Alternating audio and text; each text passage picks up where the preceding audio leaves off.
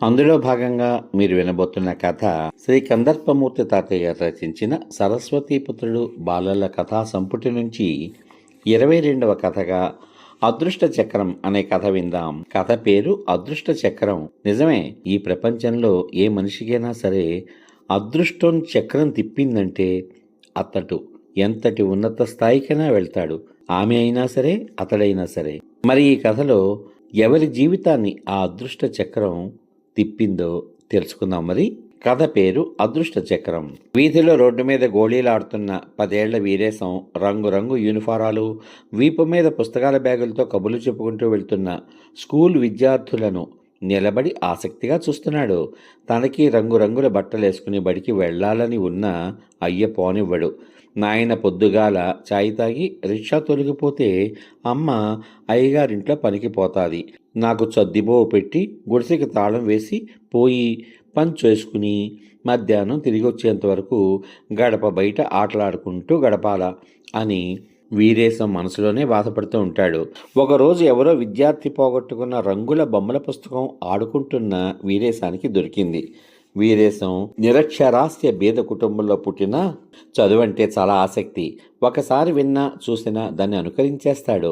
వ్రాయడానికి ప్రయత్నం చేస్తాడు.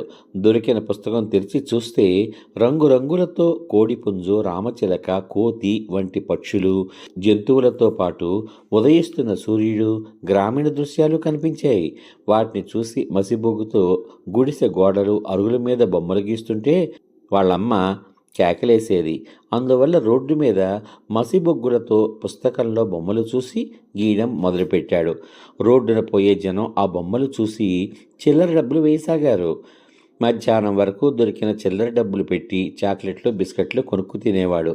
ఎవరో దయతలిచి రంగు సుద్దల పెట్టి కొనిచ్చారు. దాంతో రంగురంగుల సుద్దలతో క్యాలెండర్లు, కనబడిన దేవతల బొమ్మలు గీయడం మొదలుపెడితే దండిగా డబ్బులు దొరికి ఐస్ క్రీములు, బిర్యానీలు కొని ఆకలి తెచ్చుకుంటున్నాడు.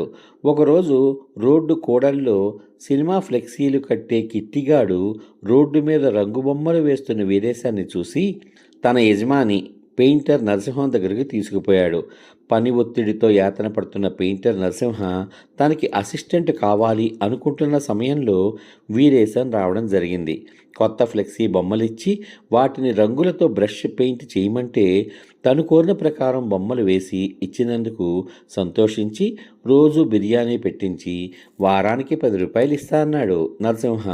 సరేనని పనిలో చేరాడు వీరేశం. యజమాని నరసింహ గీసే స్టిల్స్ చూసి స్కెచ్ వేసి రంగులు కలిపి ఆయన ఎలా పెయింట్ చేస్తున్నాడో జాగ్రత్తగా గమనించి ఫ్లెక్సీలు గీసేవాడు వీరేశం. ఇప్పుడు వీరేశం కూడా స్వతంత్రంగా చిన్న చిన్న సినిమా ఫ్లెక్సీలు తయారు చేస్తున్నాడు.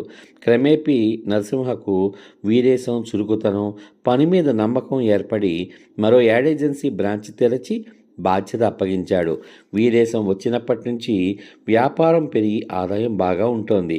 వీరేశం రాకపోకలకు మోపెడ్ కొనిచ్చాడు. వాడి చదువు మీద ఆసక్తి గ్రహించి చిన్న చిన్న పుస్తకాలు తెప్పించి చదవడం, వ్రాయడం నేర్పించాడు. Cinema magazines చదవగలుగుతున్నాడు. 10 మందితో పరిచయం, సరి అయిన పోషణ వల్ల స్మార్ట్గా, స్టైల్గా, అందంగా తయారయ్యాడు Veeresham. Film distributors Narasimha ad ఏజెన్సీకి పని మీద వస్తూ ఉంటారు. వీరేశం వినయ విధేయతలు, పర్సనాలిటీకి వాళ్ళు ముగ్ధులయ్యేవారు. ఒకసారి ప్రఖ్యాత సినీ డిస్ట్రిబ్యూటర్ సత్యం నరసింహ యాడ్ ఏజెన్సీకి వచ్చినప్పుడు తను కొత్త వారితో సినిమా తీయాలనుకుంటున్న సమయంలో వీరేశాన్ని చూడడం జరిగింది. వీరేశాన్ని హీరోగా పెట్టి సినిమా తీయాలనుకుంటున్నట్టు మేకప్ చేసి స్క్రీనింగ్ టెస్ట్ చెయ్యాలంటే సరేనన్నాడు నరసింహ. వీరేశానికి మేకప్ చేసి వాయిస్ స్క్రీనింగ్ టెస్ట్ జరపగా గ్లామర్ ఫోటోజెనిక్ ఫేస్ అయినందువల్ల వీరేశాన్ని విక్రమ్గా పేరు మార్చి ఫిల్మ్ యాక్టింగ్ స్కూల్లో చేర్పించి నటన, డైలాగ్ డెలివరీ, డ్యాన్సులు, ఫైటింగుల్లో తర్ఫీదు ఇచ్చి హీరోగా పెట్టి కలిసొచ్చిన అదృష్టం అనే సినిమా నిర్మించారు. షూటింగ్ పూర్తయి బాక్సాఫీస్ వద్ద ఘన విజయం సాధించింది ఆ సినిమా. మొట్టమొదటి సినిమా హిట్ అయి నూతన నటుడిగా ఫిల్మ్ అవార్డు పొందిన విక్రమ్కి వరుస చిత్రాలలో హీరో ఆఫర్లు వరుస కట్టాయి. జీవితంలో అదృష్టం కలిసొస్తే అనాథ అయినా అందలమెక్కగలడు. మరి విన్నారు కదా ఈ కథ.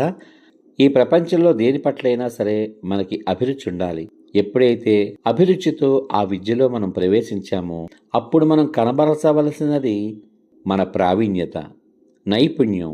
అలా అంచెలంచెలుగా ఎదిగి వీరేశం ఈ రోజున ఒక చలనచిత్ర నటుడుగా అందలమెక్కాడు అంటే అతని వెనుక ఎంత కష్టం ఉందో గమనించారు కదా. కాబట్టి ఏ విషయంలో అయినా సరే కష్టపడితేనే ఫలితం ఉంటుంది.